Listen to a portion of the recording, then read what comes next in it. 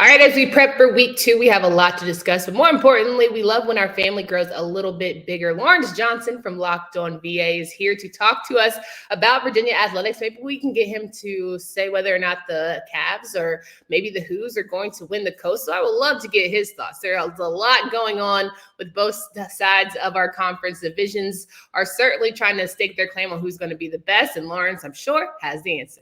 You are Locked On ACC, your daily podcast on the Atlantic Coast Conference. Part of the Locked On Podcast Network, your team every day.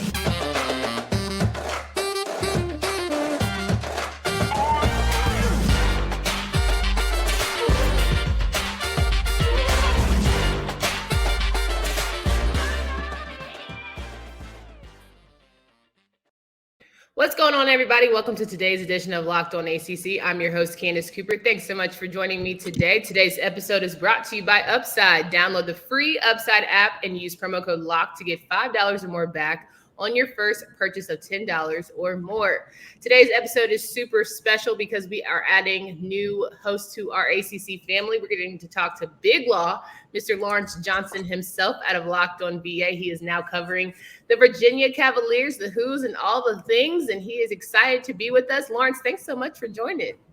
Thank you for having me, Candace. I'm really excited to be here. You know, it was really cool. You know how algorithms work. You know, I'm talking like not computer algorithms. I'm talking about human algorithms. You know, Absolutely. Because the way I got here is because of what you was talking to one of our mutual friends, and it all just kind of worked through the grapevine, and then then all the magic started happening, and that's why I'm here. I appreciate you looking out and giving me this opportunity.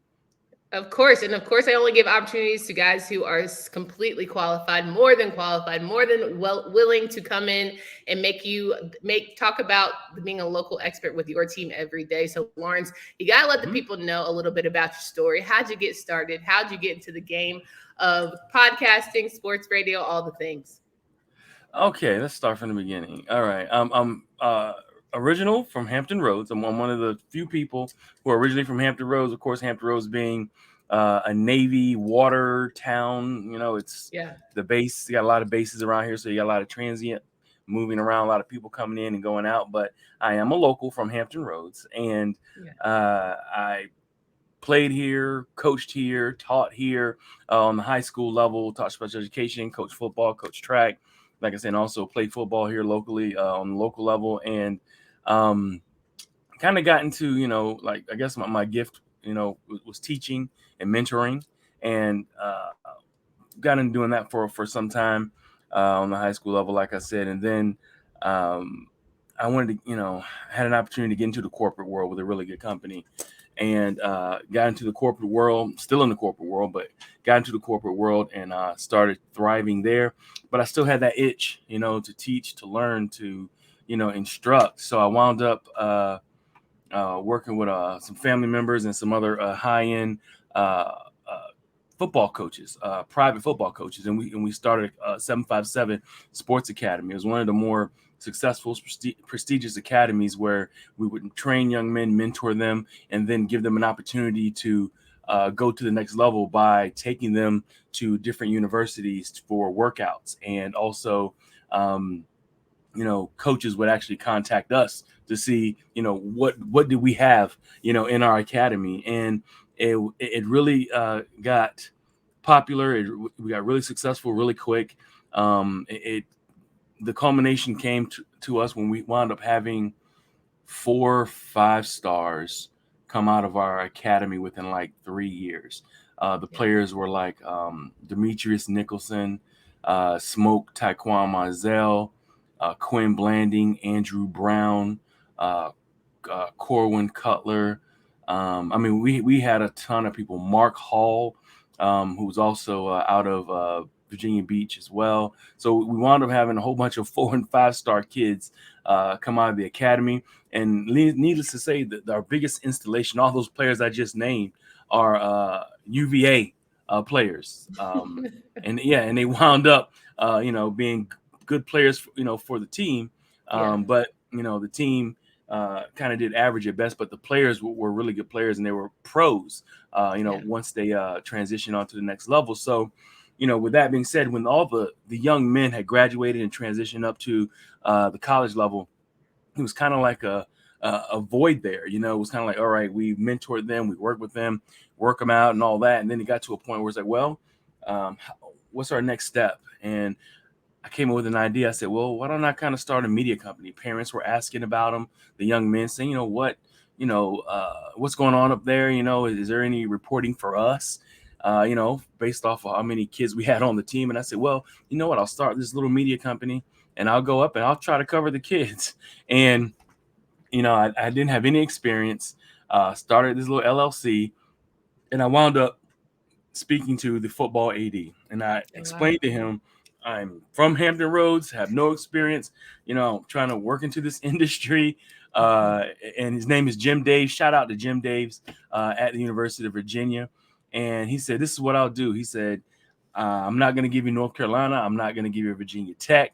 I'm not going to give you any other like the big games, the out of conference games, the big games. And he said, I will give you Liberty. I'll give you William and Mary. I will give you, Richmond, some of the, smaller rivalries, in state. So he wound up giving me that opportunity. And I was always tell my players, whenever you're given an opportunity, you always want to kind of do what is called the letters, like the letter C. Like you want to get at least a C in class. So we call them the C rules. Show up to, early. So I made sure I was there early. 2.5 hours is typically what you want media to be there. So I was there 2.5, 3 hours early because they designate a seat for you. Make sure that you pay attention in class. I made sure I paid attention. I learned. I met, a lot of people because you're in there with ESPN, Fox, Sporting News, all these people who would do it for a living every day.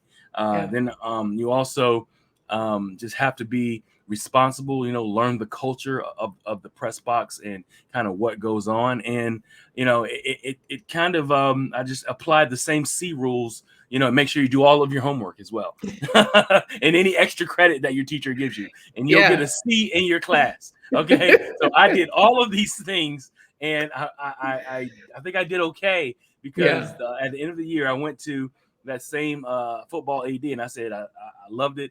I felt like I learned a lot. I want to have an opportunity to continue to further this partnership. And he said, when I'll send out an email to all of the outlets, make sure when I send it out, you send it in pretty quickly. That way, I'll reserve you a seat. So now I'm 10 seasons in. Wow. And it's great, man. So it's 10 football seasons, 7 basketball seasons, 4 baseball and 2 lacrosse. So, awesome. It's just kept growing. So that's kind of how I got into it. And just from scratch, just didn't have any knowledge, besides the barbershop talk. Sure. So that's kind of how I got into it. And I've been doing it for this long. That's really dope. So, it's essentially getting out the mud, which is what a lot of guys from 757 do. I will say I have a soft thing for 757 guys. They scare me a little bit. That's definitely an offline conversation, but they're different. They're different. Yeah. Oh my goodness. What's for real? Something in the water, right? Did he have something in the water? Something in the water down here for sure. Yes. Every time I was at Carolina and the guy would tell me that he's from the 757, I would say, nope. Okay. Thank you. Next caller. I'm not even going to go that route. It's a different breed over there. You got to be prepared. Right. But love that. I love that. And I love your story. We call it the 7 cities. That's Hampton, Newport News, Norfolk, Virginia Beach, Suffolk, Chesapeake, and what am I missing here? Suffolk, Chesapeake, Portsmouth. So those are the 7 cities, 757 that we represent, and all the little surrounding counties as well. So no doubt about it. So I want to get into a little bit of that football talk here, but first I want to remind you guys that from cringing at the pump to getting an eye-popping check at your favorite restaurant, inflation is hitting us where it all hurts, and it really hurts. That's why I started using Upside. Upside is an incredible app for anyone who wants to buy gas, groceries, or dine out. With every purchase, I'm earning cash back thanks to Upside. To get started, Download the free Upside app, use promo code LOCKED, and get $5 or more cash back on your first purchase of $10 or more. Upside users are earning more than $1 million every single week. That's probably why they have a 4.8-star rating on the App Store. Download the free Upside app and use promo code LOCKED to get $5 or more cash back on your first purchase of $10 or more. That's $5 or more cash back on your first purchase of $10 or more using promo code LOCKED. So we're rocking and rolling here with Big Lawrence Johnson here, who's now covering Locked On UVA, Locked On Virginia podcast, all things UVA athletics. And so you were around for 10 years. You saw the Bronco Mendenhall era. You saw how much of a positive trajectory he brought in for Virginia football. And now you have Tony Elliott. What was your immediate reaction when Tony got the nod? And then how have you felt like he's taken his team to the next level, even with that big win last weekend? All right. When Bronco, well, first of all, we need to understand what Bronco did for this program before Tony Elliott even was thought about. Because really, Tony Elliott is an aberration. You know, we're not the program that you would think Tony Elliott would go to, but we'll get to that in a second. But Bronco Mendenhall came from BYU, a highly successful coach at BYU. I want to say all of his years coaching there, he had maybe one losing season. And, you know, it was just odd that he would come all the way, Mormon coach, you know, pretty much Mormon staff, a lot of LDS kids, you know, that he recruits would come all the way from the Rockies and come to the Appalachians, you know. So he came and, you know, I guess UVA gave him a good enough package that he was willing to move all the way across the country and try in a completely different culture, you know, than what he is used to, you know, there in the mountains of the Rockies. So BYU, you know, kind of is in his blood. You know, he has, I think his father played there, his brother played there. Of course, he's coached there for a lot of years. So, you know, for him to make the move to UVA, it's a huge, I want to say, culture shock. Really, it is, because the kids, I'm from Virginia. So, you know, like you said, it's a little different when we're talking 757, 804, 434. You know, we start getting to Central Virginia, Northern Virginia. You know, it's just a different animal. All these kids, these parents, is just different. So, but for him to come here and to have success, we actually had success with him. The years that he was here, you talk about getting it out of the mud. He definitely pulled UVA out of the mud. You know, no disrespect to Mike London. Love Mike London. He's a great man of service, and is actually coaching at William & Mary, doing a good job there. Came from Richmond. He was a championship coach at Richmond before that. So, but to pull the University of Virginia football program out of the mud and to make them respectable. His 5 years here, we went to 3 bowl games, could have went to 4. Then, of course, the 5th year, the first year we didn't go to one because it was just a tough year. You know, he was trying to convert the team over. And then, of course, the one COVID year, we could have went to a bowl, and he just said, hey, let's let the kids go home. You know, because you couldn't travel. You had to stay on campus since the summertime, you know, all the way to the end of football season, which is just treacherous for anybody, you know. And having these young men, you know, do that for us, for the fans, for themselves, to stay on campus for that long was a feat in itself. So, but the change from Bronco, who is just he's more of a analytical, very straightforward, almost professor-like when he talks to you, you know, and, you know, but a great coach as far as his principles are very hard work oriented, like a lot of head coaches are, but it seems like he's just a little bit harder, you know, and how he administers his coaching style to players. I mean, think about this, you know, how the players love the individuality of football, and, you know, when they come in, the bling and all that. There was none of that. You know, you had to, you know, you were in fall practice, you'd have a number. You had to earn your number. You know, so you're practicing with like a blank jersey. Spring game too, no numbers. So you had to earn your number. So it was hardcore like that with him. So so, you know, when he left, I mean, I think the fan base, it was probably for the best for both sides. I think Bronco kind of had his fill. You know, UVA had some things going on with the facilities. Their facilities, based off of what the school is and the endowment and all that, there wasn't it didn't match. You would Right. think, a school the way that they are and the way that they're set up, that they would have better facilities, and they didn't. And I think Broncos, so things like that really kind of got to him. So he left and resigned, and then Carla Wright, I call her the GOAT. She is My girl. She's the greatest AD in the world. Came over from Georgia, and you want to talk about rescued a program.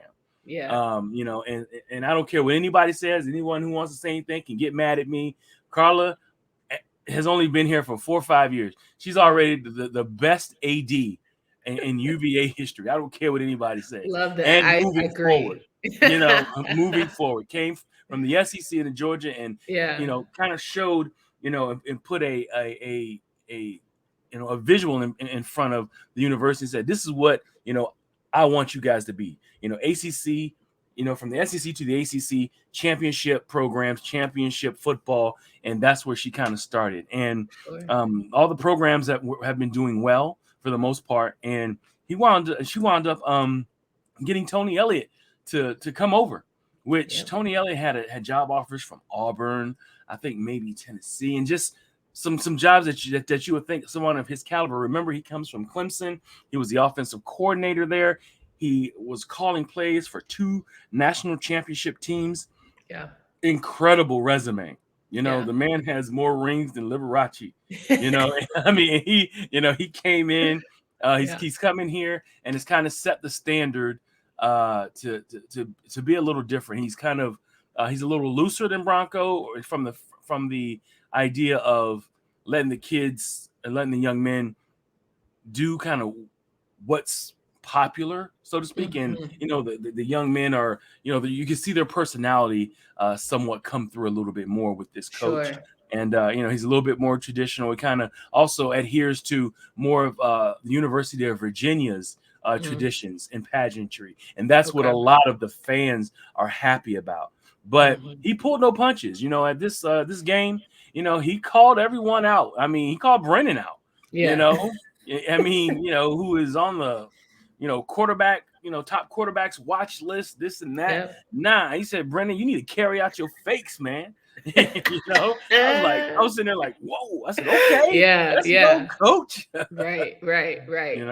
I think that helps, though, when you talk about just someone who's trying to come in and bring that same excellence as you talked about his resume and bring it to Virginia, because with this Coastal, to me, especially this year, it's wide open. There's so many people with new coaches, new regimes, all the things. Do you feel like Virginia is in the top of the conversation despite, having a new coach and having, the defense that's not the greatest in the world, but they're definitely getting there and improved? They are improved. They were a bottom 10 defense last year, pass defense, which is unheard of for an ACC team to be that bad in pass defense, especially with the kind of talent they had. Do I think they could be in the top of the ACC? If the ACC has another week like we just had this Saturday and Sunday, this Friday, Saturday, Thursday, if our games look anything like what we just saw, I would just say Virginia's going to win it. Just based off of offensive, they're going to win the Coastal anyway, just based off of offensive capability alone, and all those talented receivers in Brennan. So, I don't know. And were there any games particular? I have a couple in my mind, but tell me. The Boston College game, they lost to Rutgers. I did not see that coming. North Carolina. What in the world? Was it 6 touchdowns in the fourth quarter? Yeah, it's right. Insane. Run defense. You talk about your pass defense. Carolina's run defense is terrible. It's terrible. You guys have one of our top players, Noah Taylor. I was like, what's going on? Who's actually doing halfway decent, but that doesn't say a lot because, we have the playmakers. I just feel like we can't do the fundamentals. We're still struggling. Right. And then NC State, they should have. Oh man, it was a done deal. I just knew ECU, which is a brand that I cover as well down there. I got some guys on there who cover that, and my guys were hooting and hollering there. So we're gonna upset NC State. Never happened. But they had them dead to rights as well. Then of course West Virginia and Pittsburgh. I'm just sitting there like, this is your champion, for the entire ACC, and all of a sudden, I mean, I don't know. Florida State, they did win against an SEC team. And Wake Forest, of course, beat VMI to death, which we kind of expected some of that, but without Sam Hartman, of course. Sam Hartman comes back this week, and I don't know, man. I'm just kind of thinking if this ACC is what it looks like this past week. Anybody is open for anybody, and typically a team that has an explosive offense because none of the defenses look good at all. And Virginia Tech losing to ODU. I forgot about that one. You forgot about the ultimate one. Yeah. I would just save that one for last. I got to put that dagger in there. Yeah, for sure. I'm wondering, though, if Bronco, one of the reasons why he left was because, one game you got to win, Virginia Tech, Virginia. Like, that's one that you have to absolutely. And to see Tony Elliott sort of embrace, like, the rivalry and what he knows is an expectation. Like, we don't care if you only win 2 games. You better win that one. Right. So how do you You're right. There's a lot of games you have to win. So to me, I'm excited to see if he can actually help improve that defense because offense not too worried about. And it's just a resounding thing across our conference. Can defense step up in big ways? I will say, though, Clemson's defense looked crazy good. Syracuse's defense looked amazing. But, as someone who's watched a lot of great players in watching Clemson, are we on Cade Klubnik watch? Is DJ on, he might get that nod to get benched. Do you think that's going to happen? I think it could. I'm not. Look, DJ is a physically gifted player, but there's something that happens. He turns the ball over. Seems like he's holding the ball longer than he should. He's not like getting through his reads or getting through his progressions to get the ball out. And then of course losing Tony Elliott, offensive coordinator who had worked with. For a couple of years, I just don't see him being, as good as Clemson needs to be to go, far, like they're used to going far. Now, like you said, the defense, they were looking really good, and they were making stops. The defensive backs were all over the field, but I'm not sold on Clemson's entire team, but. But we'll see. So a lot of people were saying that Tony Elliott was the reason why Clemson was struggling. A lot of people were blaming him and his play calling and him being the offensive coordinator. And to see it sort of not change, to me, it was like if I was Tony Elliott, I'd be like, probably do a subtweet or something. You know what I'm saying? Like, you guys thought, I know he's way more professional than that, but I just felt like it was like a confirmed. Put up the emoji eyeballs. Exactly. Exactly. And hiring from within, everyone thought it was going to be, something different, and Streeter was going to do like way better than Elliott. But for me, it was a good, if I was Elliott, but big middle finger to the situation because not much has changed. That's right. And he's done a lot here since he's come in. First thing he did, one of the very first things he did is he came in and updated like the nutrition and he feels like the players needed an extra boost. He knows what high-end college football players look like. And he didn't see it as much as he needed to see it when he got on the grounds at University of Virginia. So he changed the nutrition plan, and he said the guys look, a lot better, based off of the nutrition. Like, growing up, my grandmother used to say, or my coaches even used to say, you can't outrun your fork. If you're eating bad, you're no matter how much you lift weights, no matter how much you work out, but if you're eating bad, you're not gonna improve. So they're getting the proper nutrients in their bodies, and it's showing, and it's showing, and hopefully, it'll show itself down the road long term. When you see some of these guys walk out of the locker room looking like, a whole bunch of pro players. Absolutely. And that's a word for somebody, word for myself. But before we get you out of here, we obviously have to talk about some basketball because you are Virginia, because you have national championships, you have redeemed seasons that you have got to witness for yourself. Tony Bennett, we had this Tony, I'm saying all the good things. I would say, what's going on with Virginia basketball? Should we be a little bit nervous? All things considered about how the season went last year. Not at all. Tony Bennett is getting back pretty much his entire starting squad. With the little general Kihei Clark coming back at point guard. And he is a general. You're gonna have very much so. Power forwards coming back. Jaden's coming back. You're gonna have Reese Beekman, the top perimeter defensive guard in the league. Yeah. I mean, there's your entire front top five is coming back. Not to mention the addition of four-star players on the roster as far as the rookies. They're going to be able to contribute when they can. They also got Vanderplas, Bennett Vanderplas from Ohio University. He is a savant. He's a three-point shooter, a power forward, kind of a modern day stretch four. Who can still do some of the dirty work and rebounds. So, no, I'm thinking, Virginia is going to be back with a vengeance. I mean, they'll always play you tough, but I think that the defensive side is definitely will be back to similarly to what Coach Bennett is used to seeing.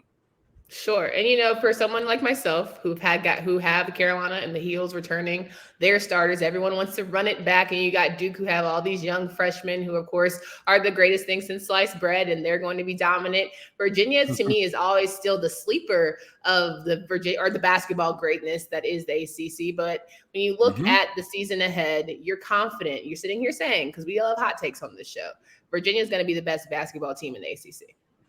I think so too. I'm looking, when I look at the roster and I say, okay, he didn't lose hardly. He didn't lose any players, impact players. All of his top scorers are back. All of his, he has, what are we up to? 4 seniors, coming back, starters, and that's the kind of coaching. That's the kind of players that Coach Bennett loves, is when he has a lot of tenured players, because it's, people say, oh, you got to get the offense correct.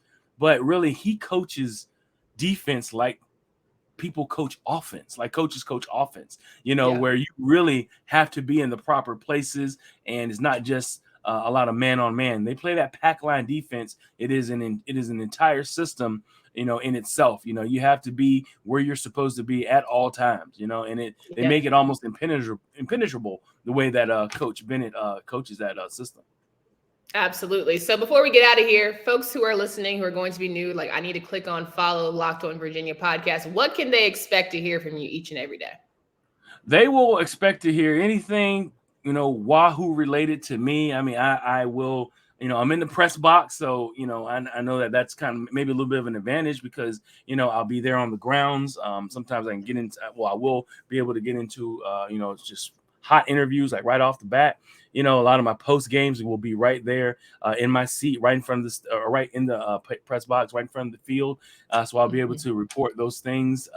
Also, I do a tailgate challenge on the grounds at UVA as well. Yes, we and you need to come down for that. I was about to say, let me know when that is. And we judge the cuisine, we judge the drinks, we judge the decorations and how loud they are. And they are, they're awesome. They wait for us. It's, oh, my God. My brand that I work with, that I also have, is a 7 City Shop Talk sports team. So I have a team for that. And then I've merged that with Locked On. So it's kind of a beautiful thing when we all go there and the tailgates are waiting for us. And I give away at the end of the year, I give away when my sponsor will donate typically to television and some other things. And I give away a huge trophy at the end of the year. For the top tailgate. They were talking smack. I mean, it's crazy. They talk smack and everything. We got the best tailgate. We were the champions. Stadium Road is the name of the tailgate who won it last year. They'll like that shout out. But the Stadium Road Who Crew won it in a couple years before. Another big tailgate on the grounds that won it was the Valley Who's. So listen, I don't run for my fork, so you already know I'm ready to be a judge. Whatever you need, I'm here for it. I'm absolutely excited about that. I'm based in Maryland, so it's nothing but a quick drive, and we'll make sure that happens. Do you guys come to us, or for UNC, right? I can't recall, but I will look it up. I will absolutely look it up. Either way it goes, I'm excited to see some fun things happening for Virginia. I'm excited to see you here, a part of our conference team and our crew. And I look forward to having you back because, like you said, basketball season is going to be Virginia. So we got to make sure you come in and remind everyone what the Cavs are going to do for the season. Can you remind these folks of where they can find you and follow all of your work? They can find me. You can look for Facebook. Look for me on Facebook. Just look for my name, Lawrence Johnson, LAWRENCEJOHNSON. Also, you can find me on Twitter at 7 City Shop. You can find me there. You can also find me on Instagram as well. And, of course, find me here on Locked On. You'll check me here. And then, of course, I have the 7 City Shop Talk Sports brand. You can catch me on that as well on Facebook for any live streams or live shows.